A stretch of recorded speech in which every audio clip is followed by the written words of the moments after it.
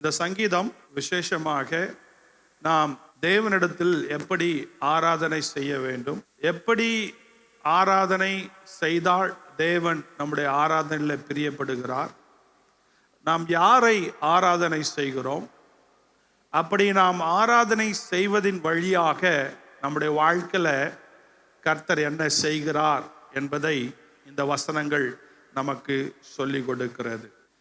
நாம் தேவனை ஆராதிப்பதின் வழியாக நமக்கு தேவன் கொடுக்கிற விடுதலை கனிகள் என்ன என்பதை இந்த வசனங்கள் நமக்கு சொல்லிக் கொடுக்கிறது. ஆமென், அல்லேலூயா.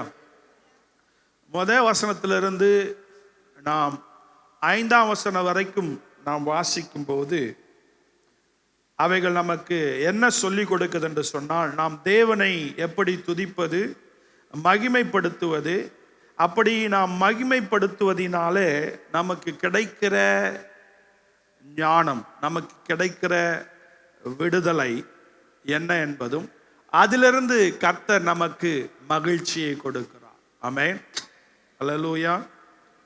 சத்தம் அல்லேலூயா சொல்லுங்களேன். ஸோ இந்த முதல் 5 வசனங்கள் நமக்கு என்ன சொல்லுதுன்னா, லுக் அப். லுக் அப் அப்படின்னா மேலே பார்க்கறதுனால கர்த்தர் எனக்கு மகிழ்ச்சியை தருகிறார். ஆமென்.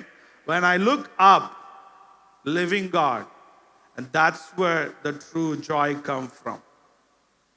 எல்லாரும் சொல்லுங்க, நான் மேலே பார்ப்பதின் மூலமாக எனக்கு தேவன் மகிழ்ச்சியை தருகிறார். ஆமென். கீழே பார்த்தா கிடைக்காது. ஆமென். கீழே பார்க்கறதுன்றது நம்ம பிரச்சனைகள், நம்ம போராட்டங்கள், நம்ம தேவைகள். அந்த போராட்டத்தையும் அந்த பிரச்சனையே நம்ம பார்த்துட்டு இருந்தோம்னா நம்மளால சந்தோஷமா இருக்க முடியாது. அப்போ அதுக்கு ஆப்போசிட்டானது என்னன்னா, நம்ம பிரச்சனை, நம்ம தேவை, நம்ம வாழ்கிற வாழ்க்கையில் இருக்கிற அந்த கசப்பு போராட்டத்தில் நம்ம என்ன செய்யணும்னா மேலே பார்க்கணும். ஆமென், அல்லேலூயா. இப்போ இந்த சங்கீதக்காரன் நம்ம எல்லாரையும் மேலே பார்க்கறதுக்கு, படைத்தவரை பார்ப்பதற்கு, உயர்ந்தவரை பார்ப்பதற்கு இந்த சங்கீதக்காரன் நம்மை அழைக்கிறான். ஆமென், அல்லேலூயா. சங்கீதம் முதல் வசனத்தை பாருங்க. கர்த்தரை கம்பீரமாய் பாடி. ஆமென், அல்லேலூயா. சத்தம் அல்லேலூயா சொல்லுங்களேன். இங்கிலீஷில் எப்படி இருக்குன்னா, அந்த கம்பீரம் அப்படின்றத இங்கிலீஷில் எப்படி இருக்குன்னா, it start, O come let us sing to the Lord, let us make a joyful noise to the rock of our salvation. அப்போ அந்த ஒரு கம்பீரம், எல்லாரும் சொல்லுங்க கம்பீரம், பகல் சொல்லுங்க கம்பீரம். தேவனை நம்ம ஆராதிக்க வரும்போது நோஞ்சா மாதிரி, டிவி பார்க்கும்போது யாரெல்லாம் சந்தோஷமா பார்ப்பீங்க?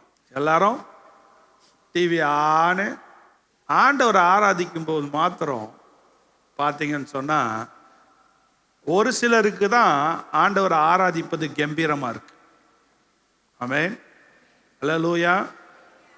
வேறு சிலருக்கு ஏதோ ஒரு கடமை, சர்ச்சுக்கு வந்தா அது ஒரு கடமையா இருக்கு. அவர்களால கம்பீரமா ஆண்டவரை ஆராதிக்க முடியாது. கம்பீரனா எப்படி? நிமிர்ந்து மகிழ்ச்சியோடு சந்தோஷத்தோடு ஆண்டவர் அவர்களால் ஆராதிக்க முடியாது. அப்போ ஆராதனையில் நம்ம எப்படி ஆராதிக்கணும் ஆண்டவர் சொல்றாருன்னா, கம்பீரமா ஆராதிக்கணும். A God is a rock and our salvation. அப்போ we have to worship him joyfully. பக்கத்துல சொல்லுங்க, சந்தோஷமா ஆராதிக்கணும். ஆமென். கேளுங்க, இன்னைக்கு சந்தோஷமா ஆராதிச்சிங்களா? கேட்டாங்கல்ல, பதில் சொல்லுங்க. கேளுங்க பக்கத்துல, did you worship him joyfully? Then if he asks the question, give the answer to them. Amen. ஆராதிக்க முடியல, சந்தோஷமா ஆராதிக்க நிறைய பேரால சந்தோஷமா ஆராதிக்க முடியவில்லை. நம்முடைய சூழ்நிலையின் நிமித்தமாக நம்ம படுகிற பாடுகள், நம்ம படுகிற பிரச்சனைகள், போராட்டத்து நிமித்தமாக நம்ம ஆண்டவர் ஆராதிக்க முடியல. நான் ஒன்று சொல்றேன், இங்க உங்களால் ஆண்டவர் ஆராதிக்க முடியலன்னா உங்க போராட்டத்திலிருந்து விடுதலை உங்களால பார்க்க முடியாது. இங்க உங்களால மகிழ்ச்சியா ஆண்டவருக்கு சந்தோஷமா கம்பீரமா ஆராதிக்க முடியலன்னா இங்க கர்த்தர் நமக்கு பலத்தை தருகிறார். இந்த பலத்தில் அவர் ஆராதிக்க முடியலன்னா எங்கேயுமே நம்மால பலமா இருக்க முடியாது. ஆமென், ஹல்லேலூயா. அதனால let's worship our God, the rock and the salvation with the joy. ஆமென். ரெண்டாவது எப்படி நம்ம ஆண்டவர் ஆராதிக்கணும்னு சொன்னா, let's make a joyful noise. அப்படின்னா மகிழ்ச்சியான சத்தத்தை ஏற்படுத்துவோம். அப்போ ஆண்டவருடைய சமூகத்தில் இருக்கும்போது எப்போ பார்த்தாலும் அந்த முகத்தை வாடலாக வச்சுக்கிட்டு சந்தோஷமே இல்லாமல், பாடுறதுல கூட ஒரு மகிழ்ச்சி இல்லாமல் நம்ம பாடும்போது எப்படி அது ஆண்டவரை பிரியப்படுத்துகிற ஆராதனையாக இருக்கும்? நான் கேட்கல, சங்கீதகாரன் நமக்கு சொல்லி தருகிறார். ஆமென். அப்போ ரெண்டாவது கேள்வி இந்த வசனத்தில் நம்ம பார்த்து கேட்குறோம், உண்மையா நான் அழகான சத்தத்தை என் தேவனுக்கு ஏற்படுத்துகிறேனா? ஆமென். அழகான சத்தமும் நம்மளால ஏற்படுத்த முடியும், கேட்க முடியாத சத்தத்தையும் ஏற்படுத்த முடியும். இங்க இருந்து எல்லாரும் அழகா பாடணும் ட்ரை பண்ணும்போது நம்மளும் என்ன பண்ணணும்? சேர்ந்து பாடணும். அவங்க ஒன்று பாடும்போது நீங்க ஒன்று பாட கூடாது. ஆமென், அல்லேலூயா.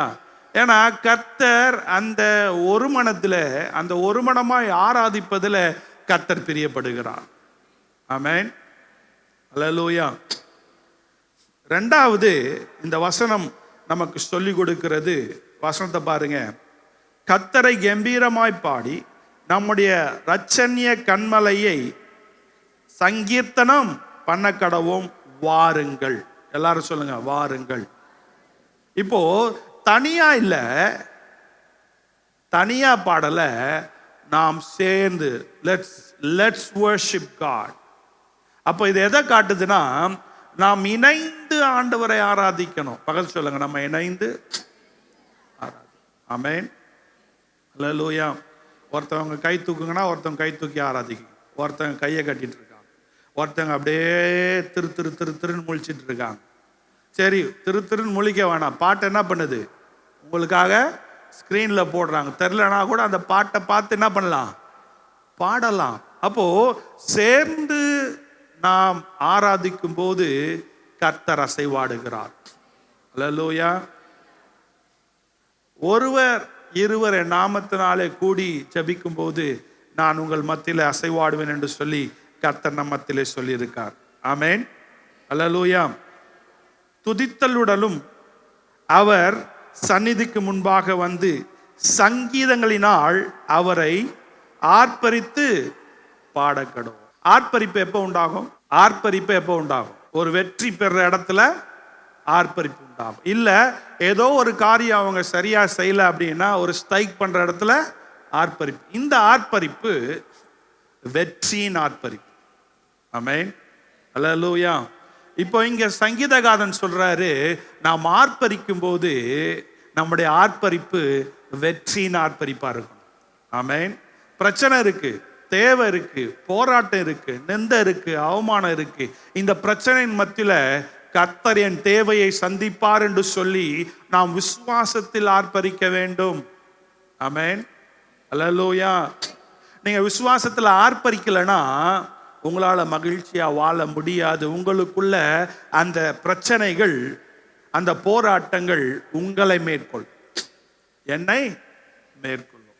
நான் தேவனை ஆர்ப்பரித்து நான் ஆராதிக்கும் போது, அந்த ஆர்ப்பரிப்பும் அந்த ஆராதனை பெருசா இருக்கும் போது என் பிரச்சனை எல்லாம் சின்னதா மாறும், என் போராட்டம்லாம் சின்னதா மாறும். என் பிரச்சனையை நான் பெருசா பார்த்து அதையே நான் யோசிச்சுட்டு இருக்கும் போது என்னால் ஆராதிக்க முடியாது. இன்னைக்கு ஏன் என்னால் ஆராதிக்க முடியல? இன்னைக்கு ஏன் என்னால் விடுதலையா இருக்க முடியல? காரணம் என்னன்னா, என் பிரச்சனை பெருசாயிருச்சு, ஆண்டவரை என்னால் பெருசா ஆராதிக்க முடியல. நான் பெருசா ஆண்டவரை ஆராதிச்சேன்னா என் பிரச்சனை ஒன்றும் இல்லாமல் ஆயிடும். ஆமென். அல்லேலூயா. புரியுதா? எபேசியர் எழுதின புஸ்தகம் 5ஆம் அதிகாரம் 19ஆம் வசனத்தை ஒருத்தர் வாசிங்க. எபேசியர் எழுதின புஸ்தகம் 5ஆம் அதிகாரம் 19. சங்கீதங்களினாலும் கீர்த்தனைகளினாலும் ஞான பாட்டுகளினாலும் ஒருவருக்கொருவர் புத்தி சொல்லிக் கொண்டு உங்கள் இருதயத்தில் கர்த்தரை பாடி கீர்த்தனம் பண்ணி. அப்போ இந்த 2 வசனங்கள்ல நம்ம வாசிக்கும் போது நம்ம எல்லாரும் சேர்ந்து பாடி ஆண்டவரை கம்பீரத்தோடு ஆராதிக்கும் போது அதுல நம்ம என்ன பண்ணலாம்? வாத்திய கருவிகளையும் பயன்படுத்தி ஆண்டவரை ஆராதிக்க வேண்டும். இப்போ ஏன் நம்ம வாத்திய கருவிகளை பயன்படுத்துகிறோம்? வசனம் சொல்லுது, அதனால நாம் பயன்படுத்துகிறோம். இந்த வாரத்தில் நான் யாத்ராமத்தின் புஸ்தகத்தை நான் தியானிச்சேன். மோசையை கர்த்தர் அழைக்கிறார். முட்செடியின் மத்தியில் இருந்து மோசையோடு கர்த்தர் பேசுகிறார். பேசும்போது இது என்னுடைய பரிசுத்த ஸ்தலம், பாதரட்சை கலட்டுன்னு சொல்றார். கலட்டுறாங்க. யாத்ராமத்தின் புஸ்தகம் 3ஆம் அதிகாரத்தில் அதை நம்ம வாசிக்கிறோம். அப்படி வரும்போது 6ஆம் வசனத்தில் 7ஆம் வசனத்தில் என்ன சொல்றாருன்னா, நான் உன்னை அழைக்கிறதுக்கு காரணம் என்னன்னா, என் ஜனங்கள் எகிப்து தேசத்தில் ரொம்ப கஷ்டப்படுறாங்க. அவங்க கஷ்டத்தின் நிமித்தமாக என்னை கூப்பிடுறாங்க. என்னால் சும்மா இருக்க முடியல. அவங்க கூப்பிடுறதுக்கு நான் பதில் கொடுக்கணும். அதுக்காக தான் உன்னை நான் கூப்பிட்டுருக்கேன். மோசையே, நீ ரொம்ப ஸ்பெஷல்னால உன்னை கூப்பிடல. என் ஜனங்கள் விடுதலை பெறணும். அவங்க கஷ்டத்தில் இருக்கிறாங்க. அதனால அவங்கள விடுதலையாக்க உன்னை கருவியாய் பயன்படுத்த கூப்பிடுகிறேன். இது எனக்கு ரொம்ப ஸ்பெஷலாக தெரில. அதுக்கப்புறமா அந்த 6ஆம் வசனம் 7ஆம் வசனம் 13ஆம் வசனம் 3ஆம் அதிகாரம் 13ஆம் வசனத்தில் அவர் சொல்றாரு, எதுக்காக என் ஜனங்களை விடுதலை ஆக்கணும் தெரியுமா? பார்வோனிடத்துல போய் சொல்லு. தேவன் சொல்ற, பார்வோனிடத்துல போய் சொல்லு, என் ஜனங்களை எனக்கு ஆராதனை செய்யும்படி அவர்களை விடுதலையாக்க. திருப்பி இந்த வார்த்தை சொல்றேன், என் சொந்த ஜனங்களை எனக்கு ஆராதனை செய்யும்படி அவர்களை விடுதலை செய்யும் சொல்லி பார்வோனிடத்துல போய் சொல்லுன்னு சொல்றார். ஆமென். அல்லேலூயா. எதுக்காக தேவன் இந்த ஜனங்களை விடுதலை செய்யறார் தெரியுமா? எதுக்காக இந்த ஜனங்களை விடுதலை செய்யறார் தெரியுமா? அவர்கள் அவர் துதியை சொல்லி வருவதற்காக, அவருடைய நாமத்தை உயர்த்துவதற்காக தேவன் எகிப்திலிருந்து விடுதலை செய்ய ஆயத்தமா இருக்கிறார். ஆமென். இப்போ இந்த ஒரு இடத்துல ஒண்டி சொல்லல. இப்போ அதை கொண்டு போய் மோசே கிட்டத்தட்ட 7 முறை பார்வோனிடத்துல போய் ஒவ்வொரு வாதைக்கு முன்னாடி சொல்றாரு, என் ஜனங்களை ஆராதிக்கும்படிக்கு அவர்களை விடுதலை செய்ய தேவன் சொல்லுகிறார் என்று சொல்லி கிட்டத்தட்ட ஒவ்வொரு முறையும் இதே வார்த்தையை மோசே பயன்படுத்துகிறார். ஆமென். வேணா நீங்க எழுதிக்கோங்க, நமக்கு டைம் இல்லை. யாத்ராமத்தின் புஸ்தகம் 5ஆம் அதிகாரம் 1ஆம் வசனம், யாத்ராமத்தின் புஸ்தகம் 7ஆம் அதிகாரம் 16ஆம் வசனம், யாத்ராமத்தின் புஸ்தகம் 8ஆம் அதிகாரம் 1ஆம் வசனம் 20வது வசனம், யாத்ராமத்தின் புஸ்தகம் 9ஆம் அதிகாரம் 1ஆம் வசனம் 13வது வசனம், யாத்ராமத்தின் புஸ்தகம் 10ஆம் அதிகாரம் 4ஆம் வசனம்.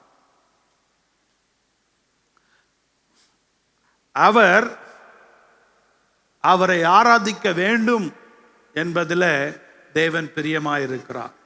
ஓகேங்களா? அப்பனா தேவன் நம்மை படைத்ததின் பிரதான நோக்கம் என்ன தெரியுமா?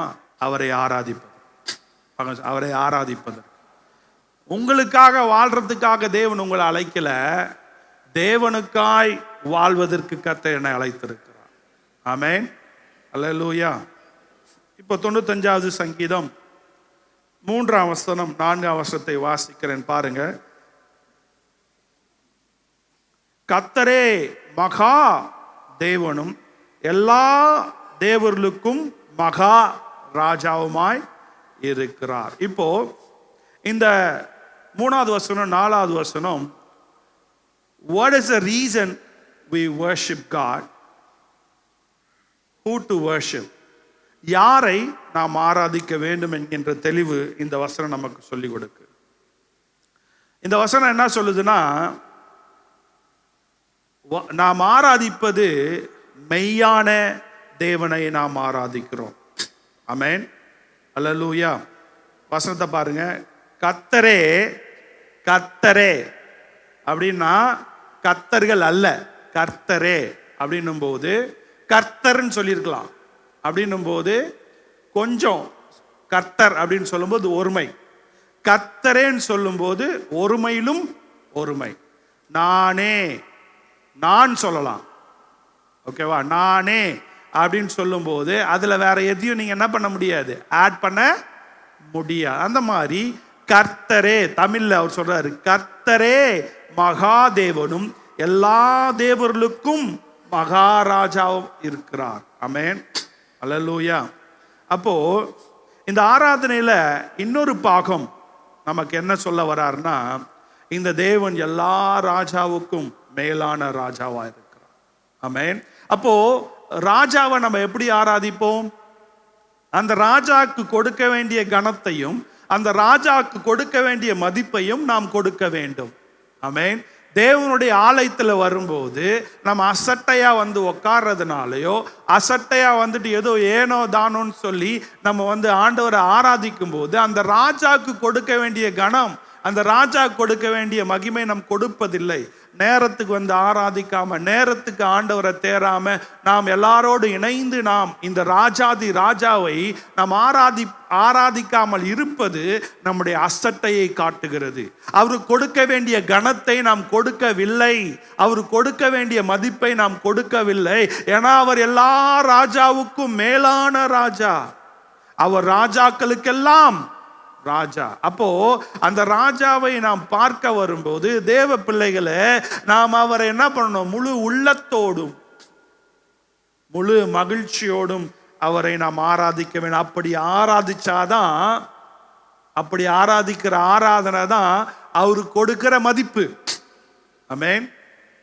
உங்களை யாராச்சும் கனவீனம் பண்ணா உங்களுக்கு எப்படி இருக்கும்? உங்களுக்கு எப்படி இருக்கும்? ஒவ்வொரு வாரமும் ஒரு சிலர் தேவனை நம்புறேன், தேவன் விசுவாசிக்கிறேன், தேவன் தான் எல்லான்னு சொல்ற நம்ம வார்த்தையில சொல்றோம். ஆனா நம்ம செயல்ல, நம்ம அசட்டையில, நம்ம செய்கிற ஒவ்வொரு காரியத்தை நாம் அவருக்கு கொடுக்க வேண்டிய கனத்தை நாம் கொடுக்காமல் இருக்கும்போது நீங்க சொல்ற வார்த்தையும் நீங்க நடக்கிற நடக்கையும் ஒத்து வரவில்லை. உங்க பிள்ளைங்க உங்களுக்கு மரியாதை குறைவா நடத்துனாங்கன்னா என்ன பண்ணுவீங்க? சுருன்னு. நம்ம எல்லாம் தேவனுக்கு பிள்ளைகள். ஆமென், அல்லேலூயா. கொஞ்சம் யோசிச்சு பாருங்க, நம்ம எவ்வளோ அசட்டை பண்ணி வரோம். இங்க வர்றது ஒண்டி இல்லை, வீட்டில் டெய்லி ஆண்டவரை தேடுறதுல நம்ம எவ்வளோ அசட்டை பண்ணும் போதும் தேவன் பொறுமையா இருக்கார். ஆமென், அல்லேலூயா. இதெல்லாம் யோசிக்கும் போது அவரை துதிக்காம இருக்கவே முடியாது. அவர் நம்மை நடத்தி கொண்டிருக்கிறார். அப்போ அவங்க எல்லாருக்கும் தேவன் ராஜாதி ராஜாவாக இருக்கிறார். அப்போ 4ஆம் வசனத்தை வாசிங்க. ஆழங்கள் அவர் கையில் இருக்கிறது, பர்வதங்களின் உயரங்களும் அவருடையவைகள், சமுத்திரமும் அவருடையது, அவரே அதை உண்டாக்கினார், வெட்டாந்தரையும் அவருடையது, கரம் உருவாக்கிச்சு. ஆமென். மேலே பார்க்கறதும் அவரு தான், கீழே இருக்கிறதும் அவரு தான், எல்லாமே அவருக்குரியது. அப்பனா அவர் தான் நம்மை படைத்தவர். அல்லேலூயா. இப்போ இதில் ரொம்ப கேர்ஃபுல்லாக பார்க்க வேண்டியதுன்னா, வெறும் உருவாக்கினார் ஒண்டி இல்லை. இந்த வசனத்தை பாருங்க, 4ஆம் வசனத்தை பாருங்க. பூமியின் ஆழங்கள் அவர் உருவாக்கினார்ன்றது வேற, படைச்சார்ன்றது வேற.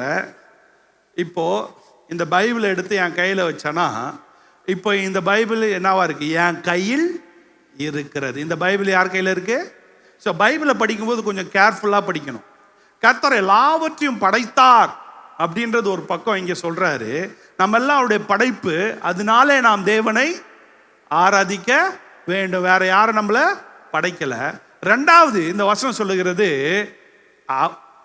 இந்த ஆழங்கள் அவருடைய கையில் இருக்கிறது. ஆமென். அப்படின்னா என்ன சொல்ல வர்றாருன்னா, உன்னை ஒண்டி படைக்கல, இந்த முழு உலகத்தையும் நான் கையில் தாங்கி பிடித்து கொண்டிருக்கிறேன். அல்லேலூயா. படைச்சிட்டு அப்படியே விட்டுறவர் இல்ல. போ பிள்ளைங்களை பெற்றுட்டு நம்ம போ எப்படியே வளர்ந்துக்கோன்னு வீட்டில் நம்ம என்ன பண்ணுறோம்? பிள்ளைகளை வளர்க்கிறோம். யாரெல்லாம் பிள்ளைகளை வளர்க்குறீங்க? பெற்று நம்ம அப்படியே விட்டோமா? பிள்ளைகளை நாம் வளர்க்கிறோம். அதுபோல தேவன் நம்மளை படைச்சிட்டு அப்படியே நம்மளை விட்டுல, நம்மளை தாங்கி பிடித்து கொண்டிருக்கிறார். அதனாலே நாம் அவரை ஆராதிக்க வேண்டும். அவர் விட்டுட்டார்னா நம்ம விழுந்துருவோம். அவர் விட்டுட்டார்னா நம்ம என்ன பண்ணுவோம்? இல்லாமல் போயிடுவோம். அவர் நம்மை போஷிக்கிறார், அவர் நம்மை பாதுகாக்கிறார், அவர் நம்மை கரம் பிடித்து நடத்தி கொண்டிருக்கிறார். அவர் நம்மை கைவிடுகிறதே இல்லை. படைத்த தேவன் நம்மை பாதுகாத்து வருகிறார், பாதுகாக்கிற தேவன் நம்மை போஷித்து வருகிறார். ஆமென். என்னை தேவன் தாங்கி பிடித்து கொண்டிருப்பதினாலே நான் விழாமல் இருக்கிறேன். தேவனே நம்மை படைத்திருக்கிறார், அதனாலே நாம் அவரை ஆராதிக்கிறோம். தேவன் நம்மை தாங்கி பிடித்திருக்கிறார், அதனாலே நாம் அவரை ஆராதிக்கிறோம். ஆமென். அல்லேலூயா. அப்போ இந்த 5 வசனங்கள் நம்ம பார்ப்பது, ஆண்டவரை ஆராதிப்பு என்பது மேலே பார்க்கறது. நம்ம பிரச்சனையிலிருந்து நம்ம பிரச்சனையை பார்க்காம, நம்ம தேவையை பார்க்காம நாம் தேவனை பார்க்க வேண்டும். 2வது, கட்டம் நான் தேவனை மேலே பார்த்து ஆராதிப்பது கட்டம். 2வது, எனக்குள்ள என்ன இருக்குன்றதை நான் பார்ப்பேன். ஆமென். நான் கம்பீரத்தோடு அவரை ஆராதிக்கும் போது அவர் என்ன மகிமைக்குரியவர் என்பதை நான் புரிந்து உண்மையா எல்லாரும் சேர்ந்து நீங்கள் ஆராதிக்கும் போது, ஒருவேளை இந்த அனுபவம் வரல அப்படின்னு சொன்னா என்ன பிரச்சனை? நான் இன்னும் ஆண்டவரை உண்மையை ஆராதிக்கலன்னு தான் அர்த்தம். நான் சேர்ந்து ஆராதிக்கும் போது எனக்குள்ள என்ன இருக்குன்றதை ஆண்டவர் வெளிப்படுத்துவார். ஆமென். அல்லேலூயா. யாரெல்லாம் அதை அனுபவிச்சிருக்கீங்க? உண்மையா ஆண்டவரை துதிக்கும் போது எனக்குள்ள என்ன இருக்குன்றதை கர்த்தர் வெளிப்படுத்துவார். இப்போ இந்த 6வது வசனம் எனக்குள்ள என்ன இருக்குன்றத சங்கீதக்காரன் சொல்றார். நம்மை உண்டாக்கின கர்த்தருக்கு முன்பாக நாம் பணிந்து குனிந்து முழங்கால் படியிட கடவும் வாருங்கள். இப்போ there is a second calling.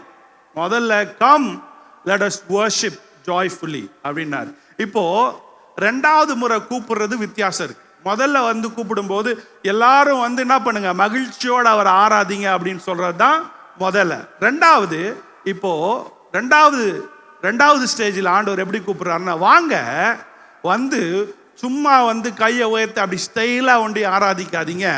இப்ப அப்படி ஆராதிக்கும் போது உங்களுக்குள்ள ஆண்டவர் கிரியை செய்ய ஆரம்பிச்சிட்டாரு. கிரியை செய்யும் போது உங்களால என்ன பண்ண முடியாது?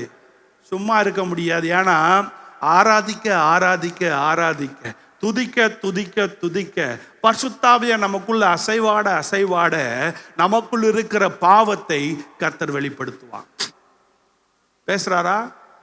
பேசுறாரா? இல்ல வந்துட்டு அப்படியே போறீங்களா? வந்துட்டு போனீங்கன்னா நீங்கள் உருமாற்றப்பட முடியாது. நீங்க இயேசுவை போல மாற முடியாது. நீங்க வந்துட்டு போகும்போது, இங்கிருந்து வெளில போகும்போது இந்த உலகத்துல உங்களால வாழ்றதுக்கு பலனே இருக்காது. உங்களுக்கு பலனே இருக்காது. ஏன்னா நீங்க ஆராதனையில பலப்படல. உங்க இருதயமும் தேவனுடைய இருதயமும் ஒன்னாகல. அப்படி ஒன்னாகாம நீங்க இங்கிருந்து போகும்போது இந்த பூமியில் இருக்கிற அலைகள், இந்த பூமியில் இருக்கிற பிரச்சனைகளை உங்களால தாங்க முடியாது. 95ஆம் சங்கீதம் 6ஆம் வசனம், நம்மை உண்டாக்கின கர்த்தருக்கு முன்பாக நாம் பணிந்து குணந்து முழங்கால். நம்ம பாவத்தை பார்த்த உடனே, நமக்குள்ள இருக்கிற அக்கிரமத்தை பார்த்த உடனே, கர்த்தர் அதை வெளிப்படுத்தின உடனே, ஏசாயா எழுதின தீர்க்கதரிசன புத்தகத்துல 6ஆம் அதிகாரத்துல 5ஆம் வசனத்துல 8ஆம் வசனத்துல ஏசாயா தீர்க்கதரிசி தேவனுடைய மகிமையை பார்த்தபோது, அந்த மகிமை அவனை சூழ்ந்து அந்த பிரசனம் நிறைந்த போது ஏசாயா சொல்லுகிறான், நான் அசுத்த உதடுள்ள மனுஷன், நான் அசுத்த உதடுள்ள மனுஷர் மத்தியிலே வாழ்கிறேன். ஆண்டவரே என் அசுத்தத்தை நீக்கும் என்று சொல்லி அப்படியே சாஷ்டாங்கமாய் விழுந்து ஆண்டவரை ஆராதிக்கிறான். ஆமென். அல்லேலூயா. நாம் துணிகரமாய் கர்த்தருக்கு விரோதமாய் வாழ்ந்து கொண்டிருக்கிற வாழ்க்கை தொடர்ந்து நாம் வாழ்கிறதற்கு காரணம், நாம் கர்த்தரை சரியா ஆராதிப்பதில்லை. கர்த்தரை சரியா ஆராதிச்சோன்னா கர்த்தர் நம்முடைய பாவங்களை நம் கண் முன்னாடி கொண்டு வருகிறார். ஆமென். அல்லேலூயா. அப்போ நான் முழங்கால் படியிட்டு பணிந்து குனிந்து நான் என்ன பண்றேன்?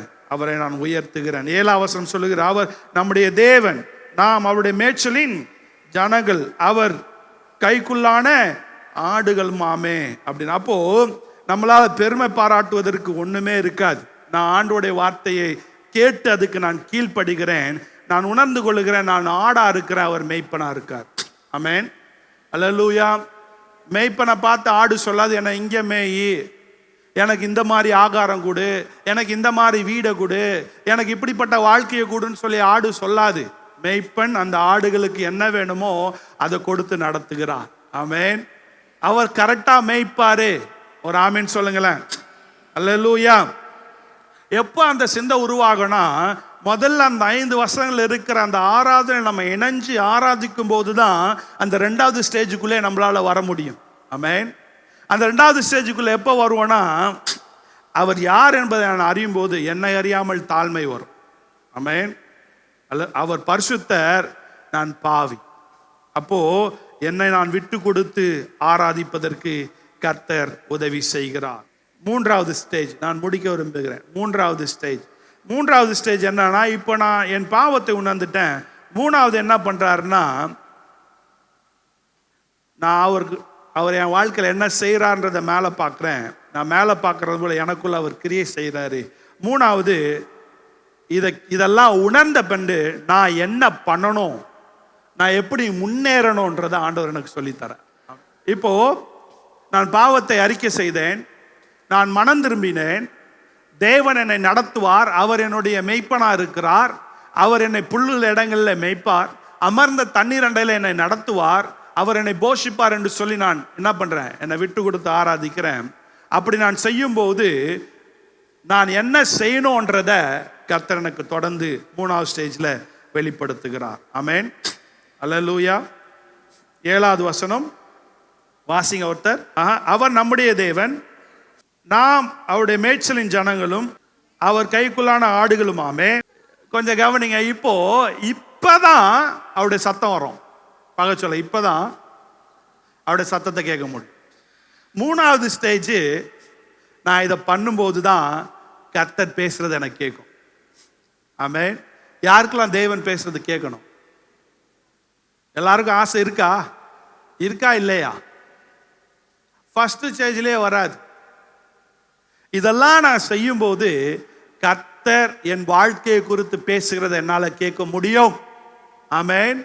அவர் சொல்றார் அந்த 8ஆம் வசனத்துல, ஜனங்கள் 8ஆம் வசனத்துல வாசிங்க, இன்று அவருடைய சத்தத்தை கேட்பீர்களாகில். அப்போ ஆண்டவர் பேசுகிறார், தேவன் பேசுகிறார்.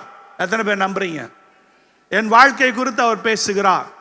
நான் இப்போ வாழ்ற வாழ்க்கையை பத்தி பேசுறார், என்னுடைய எதிர்காலத்தை பத்தி பேசுறாரு. ஆனா நிறைய பேருக்கு அது கேட்கல. நிறைய பேர் என்ன நினைச்சுக்கிறாங்கன்னா, ஆண்டவர் என்கிட்ட பேசுறதே இல்ல நினைச்சுக்கிறாங்க. இல்ல, அவர் பேசிட்டே இருக்காரு. உன் காது தான் மந்தமா இருக்கு, உன் காது தான் கேட்கல. உன் காதுல கொழுப்பும், உன் காதுல பாவமும், உன் காதுல பெருமையும், உன் காதுல ஆண்டவர் விட்டு இந்த உலக ஆசையை நிறைஞ்சிருப்பதனால அவர் பேசும்போது அதை அடைச்சிருக்கு முடியுது. இந்த 8ஆம் வசனத்துல அவர் சொல்றாரு, இன்று அவருடைய சத்தத்தை கேட்பீர்களாகில். வனாந்தரத்திலே கோபம் மூட்டின போது சோதனை நாளிலும் நடந்தது போல உங்கள் இருதயத்தை கடினப்படுத்தாதேயுங்கள். இப்போ நான் இப்படிப்பட்ட ஆராதனை செய்யும் போது எனக்கு கர்த்தர் சதையான இருதயத்தை தருகிறார். அவருடைய வார்த்தையை கேட்கறதுனால நிறைய பேர் இன்னைக்கு கடின இருதயத்தோடு அமர்ந்திருக்கிறார்கள். ஆண்டவர் சொல்லும் போது ஆமா, நடக்கும்போது பார்க்கலாம். என் பக்கத்து வீட்டுக்காரெல்லாம் நல்லா இருக்கேன், நான் நல்லா இல்லையே, நான் ஆண்டவரை தேடி வந்து எனக்கு என்ன இருக்கு? அப்படிப்பட்ட ஒரு அவிவிசுவாசமான அசட்டையான பேச்சு, அசட்டையான வார்த்தைகள். ஆண்டவர் சொல்றாரு, நீ உண்மையா அவரை ஆராதிச்சினா உன் இருதயத்தை கர்த்தர் சதையாய் மாற்றுவார். இந்த தேவனுடைய வார்த்தையின் மூலமாக எனக்கு சதையான இருதயத்தை கர்த்தர் எனக்கு தருகிறார். ஆமென், அல்லேலூயா. 9ஆம் வசனம் 10ஆம் வசனத்தை வாசி நம்ம முடிச்சிடலாம். அங்கே உங்கள் பிதாக்கள் என்னை சோதித்து என்னை பரீட்சை பார்த்து என் கிரியையும் என்னை சோதித்து என்னை பரீட்சை பார்த்து என் கிரியையும் கண்டார்கள். என் தேவன் அற்புதத்தை செய்கிறார். பிதாக்கள் பல விதங்கள்ல தேவனை சோதிச்சாரு, ஆனாலும் கர்த்தர் அவர்களை விடுதலை ஆக்கினார். செங்கடலுக்கு முன்னாடி போய் நின்றுட்டு என்ன செய்ய போறேனே தெரியலேன்னு சொல்லி அவர் திகைத்திருக்கும் போது செங்கடலை இரண்டாய் பிரித்தார். பிதாக்கள் கண்டார்கள். ஆமென். வழி இல்லைன்னும் போது கர்த்தர் வழியை உண்டாக்கினார். தாகத்தோடு இருந்த போது மாறால போய் இருக்கும்போது எல்லாரும் சொல்றாங்க, எங்களை கொண்டு வந்து சாக கொண்டு வந்தியான்னு சொல்லி, கசப்பான தண்ணீரை கொடுக்குறியான்னு சொல்லி எல்லாரும் என்ன பண்ணாங்க? முறுமுறுத்தாங்க. ஆனா தேவன் மாறாவை மதுரமாய் மாற்றினார். அல்லேலூயா. அப்போ கர்த்தர் சொல்ற, பிதாக்கள் செய்தது போல நீ சோதித்து பார்க்கலாம்.